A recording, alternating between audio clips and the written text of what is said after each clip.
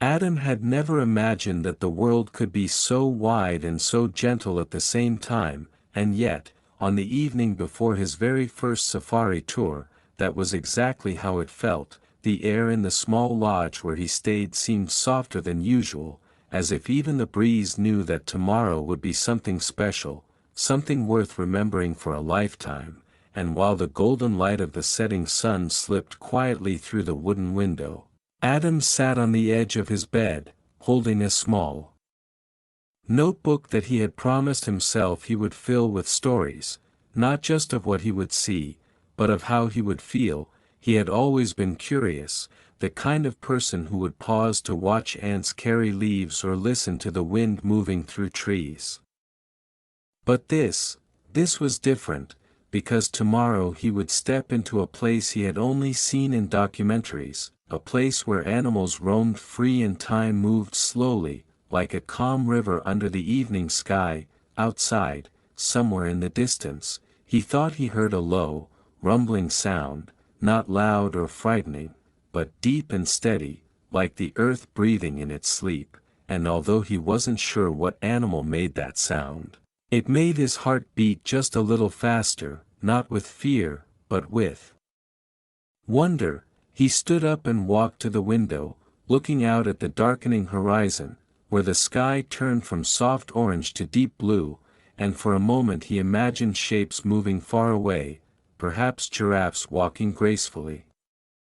or elephants gathering near a watering hole, or maybe nothing at all except his own thoughts painting pictures in the fading light. He smiled at that idea, because he liked not knowing everything yet, liked the feeling that tomorrow would reveal its secrets slowly, like pages of a book turned one by one. Back on the small table beside his bed, his backpack waited neatly packed, with a flashlight, a bottle of water, a camera, and that little notebook's pen resting carefully on top, as if ready to begin the story with him. And as Adam lay down and pulled the light blanket over himself, he listened to the quiet night settling around him, the distant sounds blending into a soft rhythm that felt almost like a lullaby. And just before sleep gently took him, he whispered to himself, "Tomorrow, I'll see something I've never seen before," not realizing that the safari would not only show him new places, but would also begin to change the way he saw the world, one quiet moment at a time.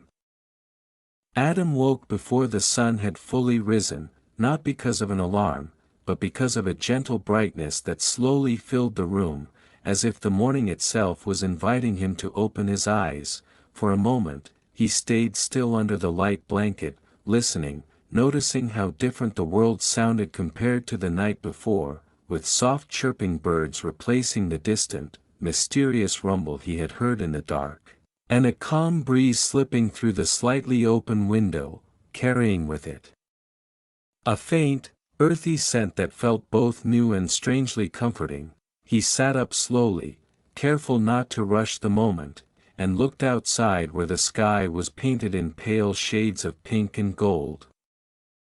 The kind of quiet beauty that didn't demand attention but gently held it, and as he watched, he realized that this was the beginning of his safari, not the moment the tour would officially start, but this very peaceful awakening, where everything felt possible and nothing yet had happened. After getting dressed in his light, comfortable clothes, Adam picked up his notebook and wrote a single sentence. "The day begins before the adventure does," and then he smiled, unsure where the thought had come from but certain that it belonged there. On the first page, outside the lodge, he found a small group of people gathered near a sturdy, open vehicle, their voices low and calm, as if everyone understood that loud sounds did not belong to this place. And standing beside them was their guide, a tall man with kind eyes and a steady presence, who greeted Adam with a quiet nod that felt more reassuring than any long introduction. As Adam climbed into his seat, he noticed how the world seemed to stretch endlessly around them, with tall grasses moving gently in the morning breeze and scattered trees standing like quiet guardians of the land. And when the vehicle finally began to move, It did so slowly, almost respectfully, as if it, too, was aware that it was entering a space where humans were only visitors. The sound of the engine was soft, blending into the natural rhythm of the surroundings, and Adam found himself breathing more deeply without even trying. His earlier excitement settling into something calmer, something warmer, like a quiet happiness that didn't need to be loud to be real. As they moved further away from the lodge, he noticed small details he might have otherwise missed: the way the sunlight touched the tips of the grass, the shadows stretching long and thin across the ground, and the occasional movement in the distance that hinted at life just beyond clear sight. And although they had not yet seen any animals up close, Adam didn't feel disappointed, because he was beginning to understand that the safari was not only about what you see, but about how you learn to see it. And as the vehicle rolled gently forward into the wide, waking landscape, Adam held his notebook in his lap, ready, patient, and quietly certain that this day would unfold in its own time, revealing its wonders not all at once, but slowly, like a story meant to be savored. The vehicle moved steadily across the open land, its gentle hum blending into the quiet rhythm of the morning, and Adam sat with his hands resting lightly on his notebook, not writing yet, just watching, as if he didn't want to interrupt the moment by trying to capture it too quickly. The sun had now risen higher, casting a warm, golden light over the wide grasslands, and everything seemed to glow softly, as though the world itself was waking up slowly and peacefully. And just as Adam began to wonder when they might see their first animal, the guide lifted his hand slightly, signaling for everyone to look ahead, and there, not too far away but not too close either, stood a small group of giraffes. Their long necks reaching gracefully toward the leaves of a tall, quiet tree. Adam felt his breath pause for a second, not out of surprise alone, but out of a kind of quiet awe that made everything else seem less important, and he leaned forward just a little, careful not to make any sudden movement, as if even the smallest motion might disturb the calm balance of the scene. The giraffes moved slowly, almost dreamlike, their steps light and measured, their eyes calm and observant, and one of them turned its head slightly in the direction of the vehicle, not with fear, but with a quiet awareness, as if it knew they were there and accepted it without concern. The guide whispered softly, explaining that giraffes often remain peaceful as long as they do not feel threatened, and Adam listened, but only partly, because most of his attention was drawn to the gentle rhythm of the animals themselves, the way they chewed the leaves, the subtle sway of their bodies, and the long shadows they cast on the ground. He opened his notebook slowly and wrote, "They move like time itself, slow, steady, and calm." And when he finished, he paused again, realizing that this was exactly the kind of moment he had hoped to experience, not loud or dramatic, but quietly unforgettable. The vehicle remained still, allowing everyone to simply observe, and in that stillness, Adam noticed something even more surprising, not just the beauty of the giraffes, but the way his own thoughts had begun to slow down, matching the peaceful pace of the world around him. And for the first time in a long while, he felt completely present, not thinking about what would come next or what had happened before, but simply being there, in that soft golden morning, watching life unfold without hurry. After a while, the giraffes began to move away, their tall forms blending gently into the landscape, until they became part of the distance once more. And as the guide signaled for the vehicle to continue, Adam sat back in his seat, holding his notebook a little more carefully now, as if it contained something precious, and he understood, even this early in the journey, that the safari was not just about seeing animals, but about learning a quieter way of experiencing the world, one calm, beautiful moment at a time.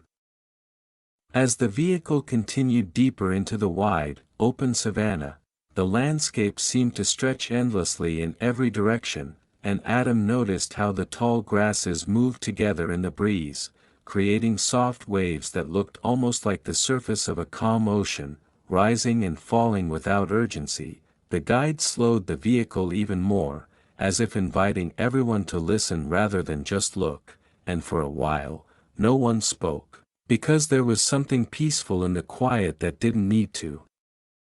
be filled with words. Adam closed his eyes briefly, letting the warm sunlight rest gently on his face, and he began to notice the small sounds that lived within the stillness, the distant call of a bird,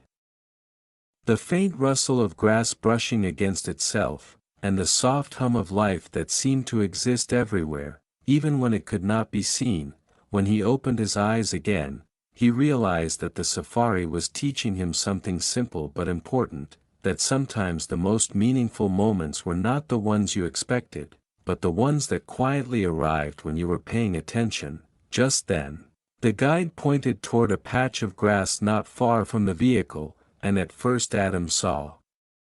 nothing unusual, only the same golden strands moving gently in the wind, but as he looked more carefully, he began to notice subtle shapes hidden within the grass, small antelopes resting low to the ground,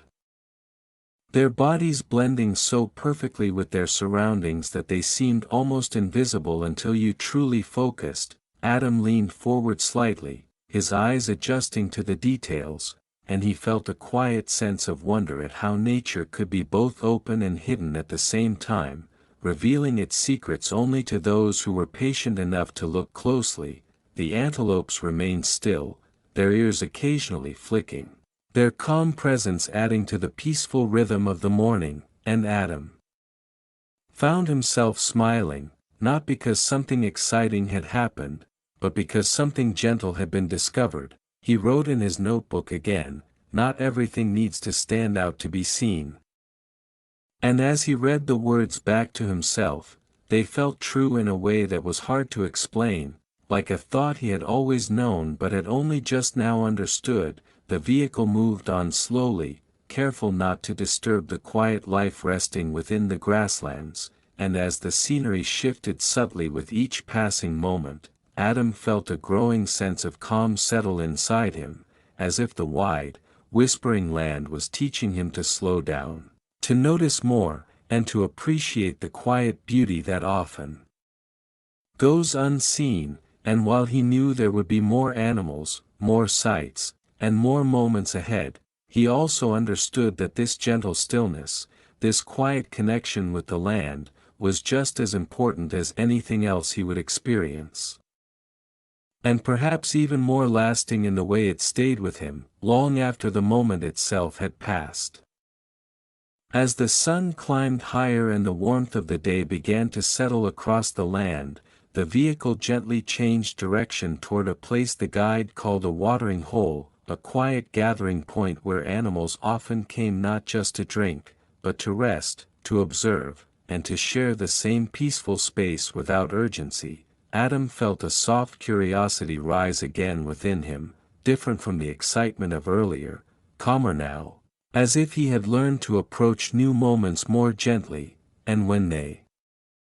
arrived, he immediately noticed how the air itself seemed cooler near the water, carrying a faint freshness that made everything feel more alive. The watering hole was not large, but it reflected the sky like a small mirror,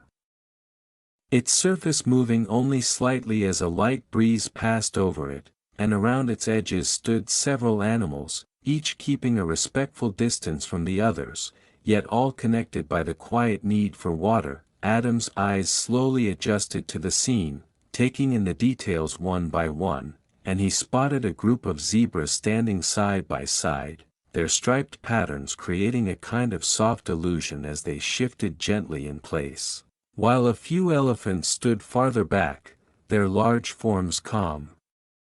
and steady, occasionally lifting their trunks to draw water and then releasing it in slow, graceful motions that felt almost like a rhythm of their own. No one spoke in the vehicle, not because they were told to be silent, But because the moment seemed to ask for it, and Adam found himself breathing more slowly again, matching the quiet pace of everything around him, a small bird landed near the edge of the water, taking careful steps as if testing each moment before committing to it, and Adam noticed how even the smallest life here moved with a kind of awareness, a gentle attention that made every action feel meaningful. He opened his notebook once more. Writing, here, everything shares the same stillness. And as he looked up again, he realized how true that felt, not just for the animals, but for himself as well, sitting quietly among them, not as a part of the wild, but not entirely separate from it either. The guide whispered softly about how watering holes were places of balance, where even animals that might normally avoid each other could exist peacefully for a time, and Adam listened carefully, appreciating not just the information, but the tone in which it was shared, calm and respectful. Like everything else in this place, after a while, one of the elephants began to move away, followed slowly by the others. Their heavy steps surprisingly gentle against the ground, and the zebras shifted slightly as well, creating small ripples of motion that passed through the scene without breaking its calm. As the vehicle prepared to leave, Adam took one last look at the water, at the reflections, at the quiet life gathered around it, and he felt a deep, steady sense of contentment, the kind that didn't need excitement to feel full. And as they moved on once again, he held on to that feeling, understanding more clearly now that the safari was not just showing him the world, but teaching him how to be still within it, how to observe without rushing, and how to find something meaningful even in the quietest of places. As the day grew warmer and the sunlight became brighter, the guide steered the vehicle toward a large, old tree standing alone in the open land, its wide branches stretching outward like open arms, offering a gentle shade that felt inviting even from a distance. Adam noticed how the animals seemed to understand the value of this quiet shelter, as a few of them had already gathered nearby, resting in the cool shadow without disturbing one another. And when the vehicle came to a slow stop beneath the tree, the air immediately felt softer, as if the heat of the day had been carefully filtered through the leaves above. Adam leaned back slightly, looking up at the branches where small birds moved quietly from one spot to another, their light movements barely making a sound, and for a moment, he allowed himself to simply sit without observing too closely, without writing, without trying to capture anything, just being there, present and calm. The guide spoke in a low voice, explaining that during the hotter parts of the day, many animals preferred to rest rather than move, conserving their energy and avoiding the strong sun, and Adam found this idea comforting, as it reminded him that even in the wild, there was a natural rhythm of activity and rest, a balance that didn't need to be forced. Nearby, a few antelopes lay quietly on the ground, their bodies relaxed, their eyes half closed but still aware, and not far from them, a lone elephant stood still, its ears moving slowly back and forth, creating a gentle breeze around itself, a simple and peaceful motion that seemed almost meditative. Adam picked up his notebook again, but this time he didn't write right away, instead watching how the shadows shifted slightly with the movement of the leaves, how the light filtered through in soft patterns that changed without drawing attention to themselves, and after a while, he wrote, "Rest is also part of the journey." Feeling that the words carried a quiet truth that extended beyond this moment, the vehicle remained still for some time, longer than any of the previous stops, and Adam realized that there was no hurry here. No pressure to move on quickly, because the experience was not about seeing as much as possible, but about allowing each moment to unfold fully. He felt his thoughts become slower again, less crowded, as if the calm of the tree had gently spread into his mind, and he wondered how often he had rushed through quiet moments in his life without noticing their value. A soft wind passed through the branches, creating a faint rustling sound that blended with the distant calls of birds, and for a brief moment, Adam closed his eyes, letting the sound surround him like a lullaby, and when he opened them again, everything looked the same, yet felt slightly different, as if he had settled more deeply into the experience. Eventually, the guide signaled that it was time to continue, and as the vehicle slowly moved away from the shade of the old tree, Adam looked back one last time, holding on to the gentle stillness he had found there, carrying it with him as a quiet reminder that even in a place full of movement and life, there was always space for rest, for calm, and for simply being.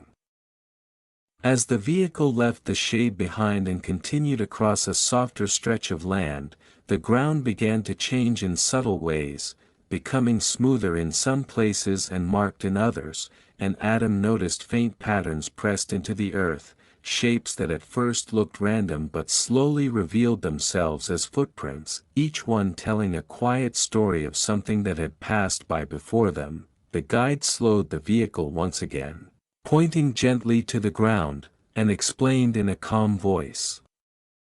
that these tracks could belong to many different animals, some fresh, some older, some overlapping in a way that showed how paths crossed without conflict. Adam leaned forward, his eyes following the curved lines and rounded impressions. And he felt a different kind of curiosity now, not about what he could immediately see, but about what had already happened, about the hidden movements of life that left behind only these soft, temporary signs. The air felt still, almost thoughtful, as if even the land itself was remembering, and Adam imagined the quiet steps of animals moving through the early morning or late at night, passing through this very place without being noticed, each leaving behind a trace that would slowly fade. With time, he opened his notebook and paused longer than usual before writing, wanting to choose words that felt as gentle as the moment itself, and finally he wrote, "Every path is a memory. Even if no one sees it," and as he read the sentence, he realized that the safari was not only about presence, but also about absence, about understanding that not everything needed to be seen to be meaningful. The guide stepped down briefly from the vehicle, examining one set of tracks more closely, and motioned for the group to remain quiet, explaining that some of these prints were made not long ago, and that the animals might still be nearby, not visible, but present in a way that could be felt rather than seen. Adam held his breath for a moment, listening carefully, becoming aware of how even silence had layers, how it wasn't empty but filled with subtle sounds, the faint shift of grass, the distant call of a bird, the soft movement of wind across the ground. He felt a quiet excitement, but it was not sharp or overwhelming. Instead it was steady and calm, like a quiet question waiting to be answered in its own time. The vehicle remained still, allowing the moment to stretch gently, and Adam found himself appreciating this pause as much as any of the sights they had already seen, because it invited him to imagine, to wonder, and to feel connected to something just beyond his reach. After a while, the guide returned and gave a small nod, and the vehicle began to move again, following the faint trail of footprints as if reading a story written softly on the earth. Adam looked back once more at the fading marks behind them, understanding that soon they would disappear completely, erased by wind or time, and yet the memory of them would remain with him, a quiet reminder that every step, whether seen or unseen, leaves something behind, and that sometimes the most meaningful parts of a journey are the ones you can only feel, not the ones you can clearly see. As the vehicle followed the faint trail further into the landscape, the sound of flowing water slowly began to emerge, soft at first, almost like a whisper carried by the breeze, until it grew clearer and more present, guiding them toward a narrow river that moved calmly through the land, its surface catching the light in small, shimmering patterns. Adam felt a quiet sense of anticipation, not sharp or urgent, but warm and steady, as the guide carefully brought the vehicle to a stop near the riverbank, where the earth dipped gently and the air felt cooler, touched by the passing water. The river was not wide, but it seemed full of quiet life, and Adam noticed how its movement was constant yet unhurried. Flowing around small stones and bending softly with the shape of the land, as if it had all the time in the world. Along the edges, tall grasses leaned slightly toward the water, their reflection stretching and shifting with each ripple, and for a moment, Adam simply watched, letting the calm rhythm of the river settle into him. Then, from the opposite side, a small group of animals approached, impalas moving carefully, their steps light and attentive, pausing every few moments as if listening before continuing, and Adam felt his breath slow again, matching their gentle caution. The guide whispered that river crossings were moments of quiet decision, where animals remained aware of both safety and need. And Adam found this idea peaceful rather than tense, because everything here seemed guided by a natural balance rather than fear. One by one, the impalas stepped into the shallow water, creating soft ripples that spread outward in circles, and the sound of their movement blended with the steady flow of the river, forming a kind of quiet harmony that felt almost like music. Adam opened his notebook but did not write immediately, choosing instead to watch the scene unfold fully, noticing how the sunlight danced on the water's surface, how the animals moved with care but without hurry, and how the entire moment felt connected, as if nothing existed separately from anything else. After a while, he wrote, "Some crossings are not about reaching the other side, but about how you move through them," and as he finished the sentence, he felt a gentle understanding settle within him, one that seemed to reach beyond the river itself. The last of the impalas stepped out onto the opposite bank, shaking off small drops of water that caught the light before disappearing, and soon they moved away into the grasses, their presence fading as softly as it had arrived. The guide waited a moment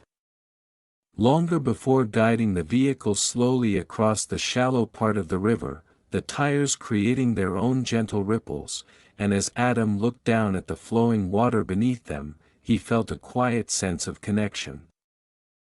As if he, too, was part of the crossing, moving not just through the land, but through the experience itself. When they reached the other side, the vehicle continued forward at its calm, steady pace, and Adam looked back once more at the river, watching it return to its undisturbed flow, carrying with it the memory of what had just passed, and he realized that like the water, the journey itself was always moving, always changing, yet always calm in its own quiet way, inviting him to move along with it, gently and without rush. As the day slowly began to lean toward evening, the light softened once more, turning from bright gold into a deeper, warmer glow that wrapped gently around everything it touched, and Adam felt a quiet shift in the atmosphere, as if the land itself was preparing to rest after a long, peaceful day. The vehicle moved at an even slower pace now, almost as if it did not want to disturb the calm that had settled over the savanna. And in the distance, shapes began to gather near another open space, where the grasses were shorter and the horizon stretched wide and clear. As they approached, Adam could see a small gathering of animals, not crowded, not chaotic, but calmly sharing the same space in a way that felt natural and unforced. And among them were wildebeests standing in loose groups, their steady presence balanced by a few zebras nearby, their striped forms gently shifting in the fading light. The guide brought the vehicle to a quiet stop, and once again, no one spoke, because the moment itself felt complete without words, and Adam sat still, noticing how everything seemed to move just a little more slowly, as if the day's energy had softened into something quieter and more reflective. A few birds crossed the sky above, their silhouettes passing through the warm colors of the setting sun, and the air carried a faint coolness that hinted at the coming night. Adam took a slow breath, feeling the calm settle deeper within him than before. And he realized that this moment was different from the morning, not filled with curiosity or newness, but with a gentle sense of understanding, as if the day had quietly taught him something he could not fully explain. He opened his notebook again, his movements unhurried, and wrote, "The day does not end, it simply becomes softer," and as he looked at the words, they felt like a reflection of everything he had experienced so far, each moment blending into the next without sharp edges or sudden changes. Nearby, one of the zebras lowered its head toward the ground, while another lifted its gaze briefly toward the horizon, and Adam noticed how even these small movements felt meaningful in the quiet of the evening. As if nothing here was wasted or rushed, the guide eventually turned the vehicle slightly, preparing to head back toward the lodge, but did so slowly, allowing everyone to hold on to the moment just a little longer, and as the scene began to drift behind them, Adam looked back, watching the animals become part of the distance once more, their shapes blending gently into the warm tones of the land. The sky above deepened in color, shifting toward soft shades of orange and purple, and the first hint of evening shadows stretched across the ground, creating a peaceful contrast between light and dark. Adam closed his notebook carefully, resting it in his lap, and leaned back in his seat, feeling a quiet sense of gratitude, not for any single moment, but for the way the entire day had unfolded, slowly, gently, and without hurry. And as the vehicle carried him onward through the fading light, he understood that the safari was not just something he was experiencing, but something that was quietly becoming a part of him, shaping the way he saw, the way he listened, and the way he moved through each passing moment. By the time the vehicle returned to the lodge, the last light of the day had gently faded, and the sky above had deepened into a soft, endless blue, scattered with quiet stars that seemed to appear one by one, as if they, too, were taking their time. Adam stepped down slowly, his movements calm and unhurried, carrying with him not just his notebook and belongings, but the quiet rhythm of the day that still lingered within him. And as he walked a short distance away from the others, he paused, looking out toward the darkened landscape that had felt so alive in the daylight, now resting in a different kind of stillness. The sounds of the night began to rise gently around him, the distant call of nocturnal animals, the soft whisper of wind moving through the grass, and the steady, comforting silence that seemed to hold everything together. And Adam realized that the safari had not truly ended, it had simply changed its form, becoming quieter, softer, and perhaps even more thoughtful. He sat down on a small wooden step outside his lodge, opening his notebook one last time for the day, and for a moment, he did not write. Because there was no need to hurry, no need to capture everything at once, and when he finally began, his words came slowly, naturally, as if they had been waiting for this quiet moment to arrive. "Today," he wrote, "I learned to see without searching, to listen without expecting, and to move without rushing." And as he finished the sentence, he felt a gentle sense of completion, not like an ending, but like a pause in something that would continue to grow within him. He closed the notebook and held it for a moment, appreciating its weight, not because of the pages themselves, but because of the memories it now carried, each one soft, calm, and steady. Inside the lodge, the room felt just as it had the night before, simple and quiet, but Adam felt different now, more settled, more aware, as if something within him had found a new kind of balance. He lay down on the bed, pulling the light blanket over himself once again, and listened to the night as it unfolded outside.